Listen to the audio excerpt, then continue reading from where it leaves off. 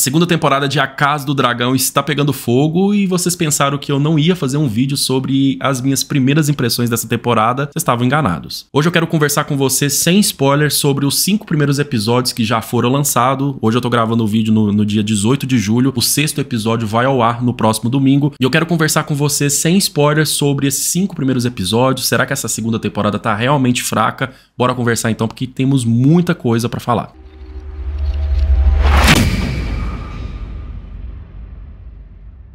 Fala cinéfilos, como vocês estão? Eu sou o Matheus Felipe, você está no Loading Séries e antes da gente conversar sobre A Casa do Dragão, eu preciso pedir, deixa seu like para fortalecer o nosso trabalho, se inscreva no canal para você não perder os próximos vídeos e segue a gente nas redes sociais, todos os links estarão na descrição, lá eu posto dicas de filmes e séries todos os dias e eu faço um convite aqui para vocês, após cada episódio de Casa do Dragão no domingo, a gente abre uma live lá no Instagram pra gente comentar sobre o episódio, tá sendo bem legal, então convido vocês a participarem. Então, sem mais delongas, bora conversar sobre A Casa do Dragão temporada 2. Bom, essa segunda temporada de A Casa do Dragão estava com um hype gigantesco por vários motivos, né? Sendo que, primeiro, é uma série da HBO no universo de Game of Thrones e também por conta do final catatônico da primeira temporada, do final chocante da primeira temporada, em que a gente precisa resgatar pra gente entender um pouco sobre essa segunda temporada, onde que Aemond acaba matando juntamente com a Vhagar, né? Que é a dragoa dele, acaba matando ali o Lucy, né? O Lucy Targaryen, que é filho da Rhaenyra e seu pequeno dragão. O interessante é que antes da segunda temporada começar, eu reassisti o último episódio da primeira temporada e ficou muito claro, né, que o Aemond não queria matar o Lucy, não queria ter aquele final trágico, ele apenas queria passar um susto, mas o que aconteceu é que a Vhagar não respeitou o seu montador, e isso abre algumas teorias pra gente conversar a respeito. Será que a Vhagar por algum momento pode acabar traindo o Aemond? Não sabemos. Ah, pessoal, era pra eu ter falado no começo do vídeo, esse vídeo não terá spoilers do livro, tá? Eu também não li os livros, eu sempre falo lá no meu Instagram que eu não li os livros de A Casa do Dragão, nem Game of Thrones, eu tenho toda a bagagem da história com a série, então eu não tenho fatores externos, então eu peço pra vocês também não comentarem spoilers dos livros nos comentários, beleza? Bom, a segunda temporada começou após a perda, né, do filho ali da Rhaenyra. O final da primeira temporada terminou com um close bem fechado na Rhaenyra, meio com aquele olhar que eu quero vingança. Mas a gente não está recebendo isso na segunda temporada. Já foram 5 episódios de A Casa do Dragão e muitas pessoas nos comentários, na internet, falam da postura meio passiva que a Rhaenyra tá tendo diante da situação que nós vamos chegar lá. Bom, nesses 5 primeiros episódios eu preciso elogiar uma coisa que está presente em todos eles, que é a qualidade estética, sabe? Cada episódio está muito bonito. A gente comentou isso nas lives semanais, o quanto que aumentou o investimento nessa segunda temporada. Os dragões que aparecem também, cada um tem a sua cor, você consegue identificar muito bem cada dragão, até mesmo quando tá em lutas no céu, a gente consegue identificar, por exemplo, na luta da Rhaenys ali no episódio 4, contra o Sunfyre do Aegon II e também contra o Aemond e a Vhagar, a gente conseguiu identificar muito bem cada dragão. Isso foi muito interessante. Foi um episódio que, diferentemente de vários episódios de Game of Thrones, aconteceu durante o dia. Então é um ponto muito positivo pra série, que tá tudo muito bonito esteticamente. Eu conversei com os meus seguidores também a respeito de como que as cores estão conversando com a gente a cada episódio. Por exemplo, a Rhaenyra, até o episódio 4, mais ou menos, ela tava tentando ao máximo não ter conflito, e ela sempre estava utilizando umas roupas mais puxado pro cinza, isso trazendo uma ideia de neutralidade, enquanto a Alicent estava utilizando já a sua cor verde, ou seja, que ela estava querendo partir para a guerra. A Rhaenyra estava o oposto, ela estava tentando de alguma forma não ter conflito. Isso se deve muito de um diálogo que ela teve com a Rhaenys no episódio 3, em que a Rhaenys fala para Rhaenyra: se a guerra começar a envolver os dragões, ambos os lados terão perdas, o final não será bom para nenhum dos lados. Então por isso que a Rhaenyra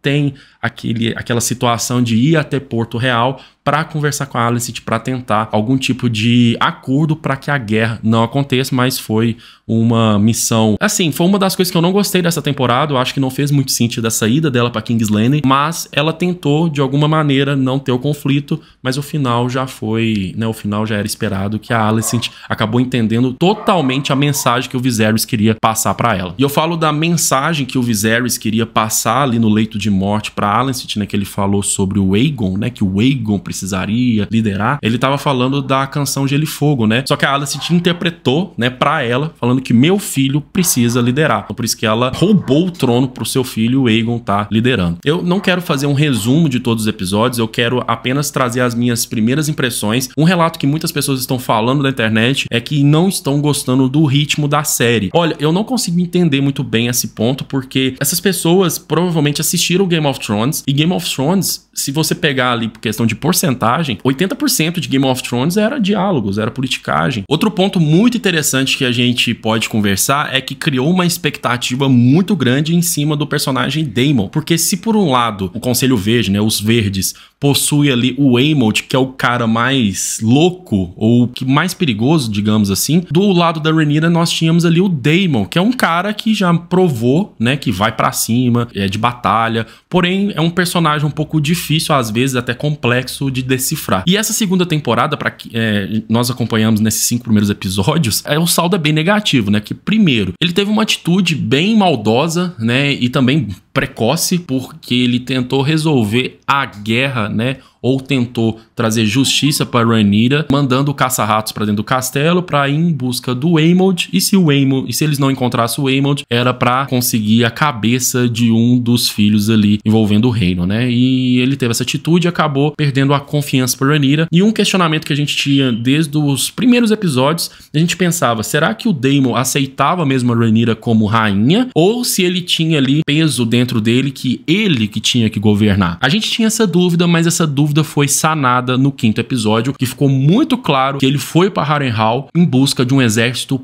para ele. Ele estava tentando construir uma tropa para ele, e ele acaba até afirmando, né, que ele queria, quando ele se tornasse rei, a Rhaenyra podia se juntar a ele para os dois governarem. Ele não estava aceitando a Rhaenyra como rainha, ele ia ser o rei e a Rhaenyra que tinha que ficar com ele. E agora, como eu falei do Daemon, a gente precisa falar sobre uma das partes que, na minha visão, tá muito deslocada na história. Eu não sei como que essa história é desenvolvida nos livros, mas eu não tô curtindo muito o lance de Harrenhal. A princípio eu gostei daquele tom mais sombrio. Toda vez que as cenas se passam naquela região, a cinematografia parte para um lado mais sombrio mesmo, para trazer o sobrenatural, interpretar se realmente tem algo místico ali, se é mesmo algo sobrenatural. Porém, já se passaram, se não me engano, 3 episódios que o Daemon está naquele castelo e a guerra acontecendo e ele não sai de lá. Eu acho que ficou algo bem repetitivo. Eu sinto que não avança muito a história envolvendo Harrenhal, e eu tô interpretando que seja algo bem importante pra história por ter passado tanto tempo naquela região. Então é um ponto do episódio que eu não tô gostando muito. Eu quero saber a sua opinião. Você tá gostando desse núcleo de Harrenhal com Daemon, essas viagens, essas visões dele? Você tá gostando? Deixa nos comentários. Você acha que tem algo sobrenatural? Ou é algo que o psicológico do Daemon tá meio abalado por conta das suas escolhas? Deixa nos comentários que eu quero saber a sua opinião. Temos ali também o Aegon, né, governando, né, e desde o princípio ele mostra... É interessante que no começo, né, no primeiro episódio, ele mostra que é mesmo ser um bom rei para as pessoas, mas logo depois ele mostra que ele tá nem aí, tá curtindo, ele coloca os seus amigos ali na guarda real, e depois que ele tem o seu filho morto, ele muda pra situação de ataque, né, de vingança, sem pensar como um jovem faria. E eu falo, né, que essa briga entre pretos e verdes tá uma coisa como se fosse a juventude, a inexperiência contra o time experiente. A Rhaenyra até fala isso, que a sua calma, a sua calmaria, né, tá sendo como sinônimo de fraqueza, né, e não é bem isso que ela quer passar. E essa questão desse avanço sempre, o ataque dos verdes pode ser a parte delicada deles, que pode trazer a derrota pra eles. Uma das personagens que eu sempre gostei da primeira temporada e que eu tava mais gostando da segunda temporada é a Rhaenys. Ela era a mão, né, da Rhaenyra, e ela também trazia os questionamentos mais importantes para a história. Ela era o ponto ali de equilíbrio do time dos pretos, e mesmo ali que no conselho não respeitava ela por ela ser uma mulher, né, ela conseguia trazer, ela dava o dinamismo para a história. As atuações é outro ponto muito importante que a gente precisa falar, que as atuações de todos ali são tão excelentes, e a Rhaenys, para mim, é a personagem que pode ver que a popularidade dela cresceu pra caramba. É a personagem que as pessoas estão mais gostando, ou estavam gostando mais. Aquela parte que ela fala pra Rhaenyra que ela precisava de alguma forma fugir da guerra, né? tentar algum jeito pra não acontecer a guerra, porque o resultado seria ruim pra ambos os lados. A Rhaenyra acatou a sua ideia e tentou, né, juntamente com a Alicent, mas dialogar com ela em King's Landing, mas não aconteceu. E nós tivemos aquele episódio épico, né, o episódio 4, em que a Rhaenys foi pra Porto das Gralhas para tentar proteger o castelo e acabou tendo um confronto ali junto com o Aegon, né, e também a Vhagar junto com o Aemond. O Aemond, para mim, é o personagem mais interessante dessa segunda temporada. Ele, sem exaltar, ele mostra um tom de perigo muito grande. Ele é um personagem inteligente, né, até certo ponto, porque ainda não mostrou muita coisa dele. Ele arquitetou todo o plano com o Sir Criston. O Sir Criston é um personagem que eu não quero falar muito, porque eu acho que quando, né, se chegar a morte dele, todo mundo vai soltar um foguete. Porém, é um personagem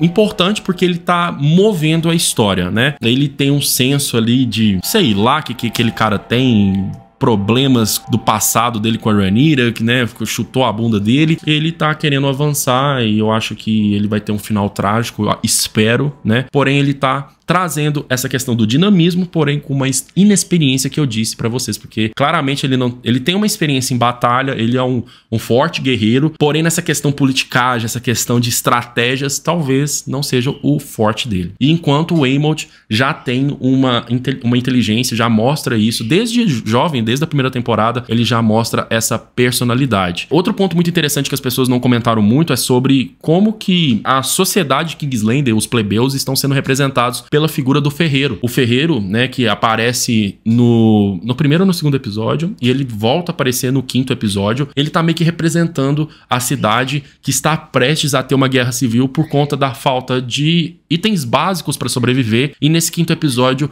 o Aemond sugeriu para que trancassem os portões da cidade para que ninguém saísse, ou seja, provavelmente vai acontecer algo muito trágico ali dentro, muitas pessoas irão morrer, tá com um bloqueio, né, não tá chegando mercadorias por conta dessa coisa da guerra. A figura do ferreiro tá representando a sociedade. O que a gente pode prever para, né, teorizar para os próximos episódios, já respondendo novamente, eu acho, né, que essa temporada ela tá com um dinamismo muito bom.